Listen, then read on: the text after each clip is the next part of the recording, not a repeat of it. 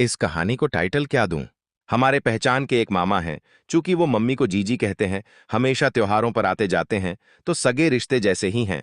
उनकी शादी के बाद एक बेटा हुआ, पर मामा की पीने और पत्ते खेलने की आदत थी।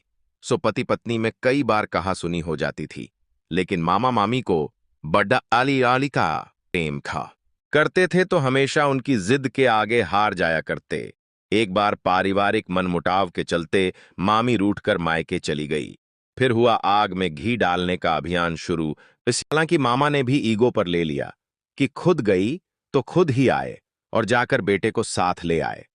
उधर मायके वालों ने बात मूंछ पर ले ली और परिवारों में कहा सुनी ती गई। अंत में दोनों पक्ष के फुफाओं ने एक दूसरे पर आरोप प्रत्यारोप के ऐसे बाण चलाने शुरू किए कि बात कचहरी तक पहुंच गई। और ग्रामीण क्षेत्र का सबसे बड़ी डिद्धा डायलॉग की इतनी जमीन है, एक बेटी नहीं पलेगी क्या हमसे, तलाक के लिए केस शुरू हुआ। और इस बीच पति पत्नी के बीच संपर्क सूत्र बने, ऐसा कोई न था दोनों ही पक्षों में।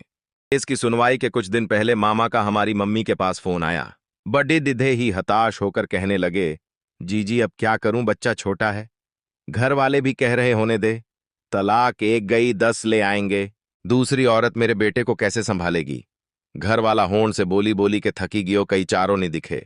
मम्मी ने उपाय सुझाया, गांव जा उसके, और जैसे ही घर के बाहर अकेली दिखे गाधी में बिठा के ले आ, चाहे जितनी लड्ढे रूठे, रोये गाधी मत रोकना घर आने तक, बात न करने देना, दोनों बैठ के सुलह करना, फिर चाहे उसके मायके वाले कुछ करे वापस न भेजना। मामा जी चले जीजी की सलाह पर अमल करने, और जो ही मामी लौटा लेकर निकली। सुबह की सैर को मामा ने खेत की पगडंडियों से ही उठाया और ले आए खूब मिन्नतें की मामी ने, मखे जाने दो फूफा गुस्सा करेंगे, बाबूजी चिल्लाएंगे, घर में किसी को बता दो चिंता करेंगे।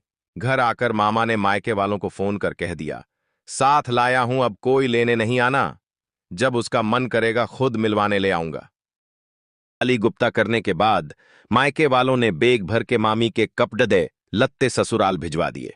अगली सुनवाई तक दोनों में सुलह हो चुकी थी। पत्नी ने तलाक लेने से साफ इनकार कर दिया।